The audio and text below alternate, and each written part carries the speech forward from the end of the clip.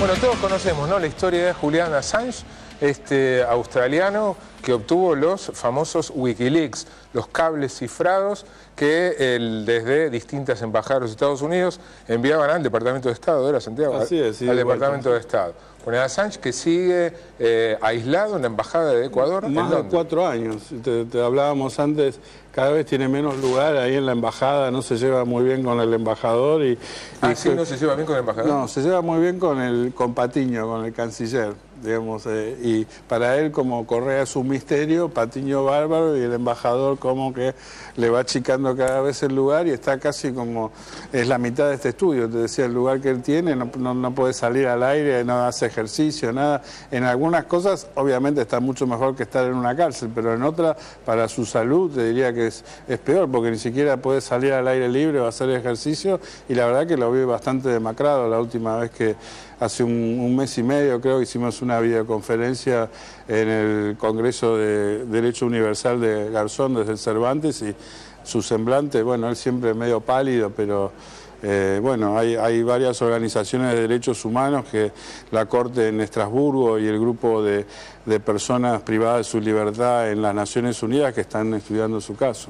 Santiago tiene el enorme mérito de haber conseguido los Wikileaks vinculados a Argentina, los cables de la Embajada de Estados Unidos de Buenos Aires, y publicó 2 libros con esa información, PolitiLeaks y ArgenLeaks, y donde aparecen muchas personalidades, entre ellos los 3 candidatos. Así que la idea es, ya que vamos a votar, conocer como un elemento más qué es lo que pasaba con distintas personalidades dentro de la Embajada de Estados Unidos aquí en Palermo. Empezamos con Scioli. Bueno, Scioli es interesante, ¿no? Por un lado, lo que aparece claramente en Wikileaks es su relación con Montoto, que es un hombre que maneja la seguridad, que tiene también, fue un exsecretario de Firmenich, que maneja también la venta de armas y de equipos de seguridad y demás. Y él es un poco el contacto el que lleva, por ejemplo, a Scioli a almorzar con el embajador y Montoto. Montoto, que también traía programas, digamos, de Brasil y demás. O sea, ese es un hombre clave en su armado y en su relación con Estados Unidos.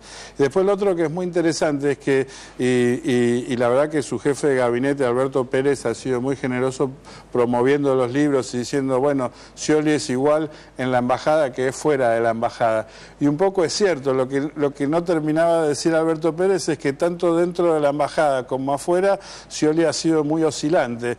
Y en PolitiLeaks muestro cómo en 15 días la actitud de Scioli cambió completamente frente a la embajada durante el conflicto del campo. Cuando llegó primero, él estaba como con el gobierno, lo apoyaba full, decía que el problema de la 125 era un tema de distribución de ingresos. Pero a las 2 semanas, ya con las encuestas que le estaban pegando y le estaba yendo mal con el tema y demás, aparece, según la propia embajada, totalmente demacrado y desencajado, con la camisa, la corbata suelta y qué sé yo, y ahí se niega absolutamente a defender al gobierno en la embajada y se pone como en víctima del gobierno. Y eso creo que es un poco también lo que conocemos del Scioli público, ¿no?, que oscila entre el kirchnerismo ferviente y la cosa como de distancia y víctima del kirchnerismo, ¿no?, según los tiempos que maneja él. ¿Massa? Massa, bueno, es un clásico de los Wikileaks, creo que en toda la historia de los Wikileaks, incluyendo muchos otros países, que no conozco ningún caso de una persona que haya negado, como negó Massa cuando primero aparecieron los Wikileaks. Parecía que ni conocía dónde quedaba Estados Unidos, decía que nunca había estado en la embajada, que nunca se había reunido con nadie, qué sé yo, cuando los cables decían, bueno, que dijo toda clase de groserías y dijo cosas durísimas sobre Néstor y Cristina Kirchner. Mientras era parte del kirchnerismo. Sí, claro. Y sobre todo, bueno, tenía un asesor que cita a un grupo de inversionistas a la Casa Rosada, y a un representante de la embajada, y se pone a hablar pestes del gobierno del cual él integraba. Y el tipo que escribe el cable dice, lo que no puedo creer es que el tipo que me está hablando pestes del gobierno a potenciales inversores de fondos de inversión y a representantes de gobiernos extranjeros, y lo está haciendo dentro de la Casa Rosada. ¿Macri? Macri, bueno, tuvo también su momento, llega una frase célebre de él que dice ahí en la embajada, es que es el primer representante de un partido pro negocios con chances de llegar a la Casa Rosada, en más de 100 años, algo así, no sé, se remite a la década infame, no sé cuándo fue el último partido pro negocios según él, porque la referencia no es muy clara. Pero, bueno, primero por un lado eso, se presenta como el hombre que representa al partido pro negocios. Después tenía como una obsesión con Néstor, ¿no? Néstor Kirchner era lo peor y iba y le decía todo el tiempo a los embajadores que Obama tenía que pararle el carro a Néstor Kirchner, que Obama tenía que ponerlo en su lugar, que era una barbaridad lo que estaba haciendo Kirchner. Y bueno, al final la embajadora Vilma Socorro Martínez le dice, mirá, el que tiene que hacer oposición sos vos, nosotros vamos a seguir teniendo buenas relaciones con la Argentina, no nos interesa esta pelea, es tuya. Esto, por si no queda claro, es lo que los embajadores, porque abarca la gestión de dos, ¿no? Sí, de tres, sí, está Lino Gutiérrez, Wayne, sobre todo Earl Anthony Wayne, que era un embajador que encima, como era periodista, le encantaba escribir todo y contaba de todo, y después Vilma Socorro Martínez, que fue la última embajadora hasta que llegó hace 3 meses Noah Mamets. Estos eran los memorándums que los embajadores escribían, las minutas, después de haber mantenido reuniones con distintos políticos, informándole al Departamento de Estado sobre la situación de Argentina. Gabriela Michetti. Sí, Gabriela Michetti es una de las preferidas de la embajada, ¿no? La quieren muchísimo, dice que es bárbara. Y bueno, tuvo dos intervenciones interesantes, ¿no? Hay varios cables de ella. Uno tiene que ver con sus propuestas para la ESMA, digamos. Ella pensaba que la ESMA tendría que tener como un centro de deportes o un lugar para chicos discapacitados, digamos, que puedan ir ahí a hacer ejercicio. Eso como alternativa al centro para la como memoria. Que no se dedique todo a los derechos humanos, sino que los derechos humanos pues sea un tema, digamos, que conviva con otro tipo de actividades dentro de ese predio. Digamos, lo que se discutió en los organismos de derechos humanos era, o por un lado, convertir todo el predio en un sitio para la memoria, que fue la alternativa que terminó triunfando, y había otra alternativa que proponían algunos personajes y grupos de derechos humanos, que era que parte del predio siga estando en poder de los militares para que ellos mismos convivan y aprendan de la experiencia, y que una parte emblemática sea el Centro para la Memoria. Nadie había presentado hasta ahora una alternativa tan audaz, si se quiere, como la de Gabriela Michetti, y ella misma contaba que le parecía que los argentinos no estaban todavía listos para este tipo de temas, y que ella lo decía en privado, pero no se animaba a decirlo públicamente, y de hecho nunca presentó esta propuesta en público. El otro cable que quizá más interesante todavía tiene que ver con el famoso círculo rojo de Macri, ¿no? Que no decía el cable círculo rojo, pero Gabriela Michetti cuenta que ella se reunía habitualmente con el presidente de la Corte Suprema, Lorenzetti, con políticos de otros partidos como Sanz y Prat Gay, y con un grupo de empresarios, y que habían formado, y no nombraba los empresarios, que había formado con estas personas un grupo, digamos, de reuniones, y que le pedía a la embajada, o le decía el interés que ella tenía de que este especie de círculo rojo tenga reuniones también con la embajada. Aníbal Fernández. Aníbal Fernández es un personaje que, digamos, aparece muchísimo en los cables, y de algún modo no lo incluí en el libro, y tanto tengo todo esto en mi blog, santiagodonelblogspot.com, y para las elecciones hice especialmente un texto sobre los Wikileaks de Fernández y otro sobre Lustó, que no había puesto en los libros, ¿no? Y lo de Fernández, por un lado, tienen sentimientos bastante ambivalentes, porque por un lado lo consideran como un tipo que maneja todo de una manera muy obsesiva, y lo describen como que él va a reuniones y se entera que haya un funcionario de su cartera reunido en la embajada, y va a la embajada y se hace cargo de la reunión y quiere manejar todo, y eso un poco no les gustaba. No le gustaba tampoco de que hable, que dicen que va a la embajada y después sale de la embajada y habla mal de Estados Unidos, pero decían sin duda que era el tipo más accesible de todos los gobiernos, y de hecho ahora este nuevo embajador también se reunió con Fernández, todo el mundo se reunía con él. Lo que sí dicen es que tenían informaciones de que él era por un lado corrupto, por otro lado permitía el narcotráfico y por otro lado participaba en el fraude electoral. Los cables son muy claros en decir que no estaba confirmada esa información, pero también son muy claros en decir que venían de informes de inteligencia propios, o sea que no era algo que les contaba Lilita Carrió, que levantaban de recorte de diarios. Y el final es muy sugestivo de uno de los cables, donde dicen que si bien no está demostrado que Fernández participe en actividades ilegales o ilícitas, es tanta las rumores y las sospechas que hay sobre él, aún en un país que le encantan las conspiraciones como Argentina, que bueno, hay que tratarlo con cuidado. Alberto Nisman. Sí, lo de Nisman te hablábamos antes.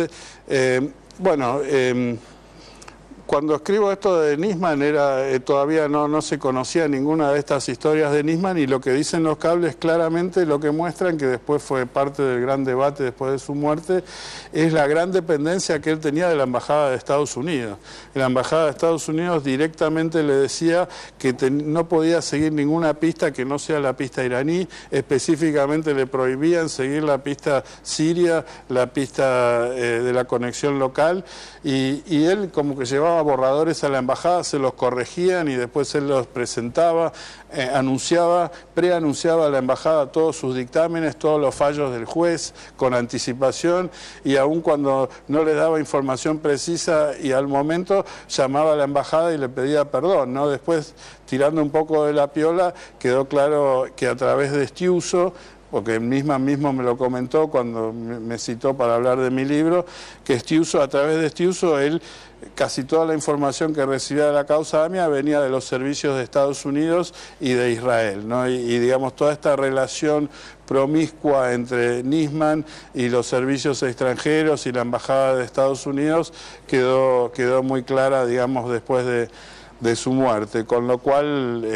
me parece que la independencia de la investigación de la AMIA quedó seriamente dañada por su actuación. Estiuso, que es el espía ahora buscado, ¿no?, por Interpol a pedido de la justicia y también del gobierno argentino, ¿aparece? Sí, aparece, es muy interesante lo de Estiuso, lo que te comentaba, que es otra cosa que aparece cuando uno ve los cables, es que por un lado Argentina es, después de Cuba, el país con un sentimiento antiamericano más fuerte, ¿no? En la población. En la opinión pública. En la opinión pública. Por lo que surge las encuestas. Claro, y esto los volvía medio locos a los diplomáticos, porque ellos no se sentían muy rechazados acá, y de hecho creo que los argentinos al ciudadano americano medio o a la cultura americana no produce tanto rechazo. Lo que produce rechazo pues, es la idea del imperialismo, del gobierno, de Bush, de ese tipo de cosas. Bueno, siempre era un dilema que aparecía repetidamente en los cables, y es muy interesante porque cada vez que hay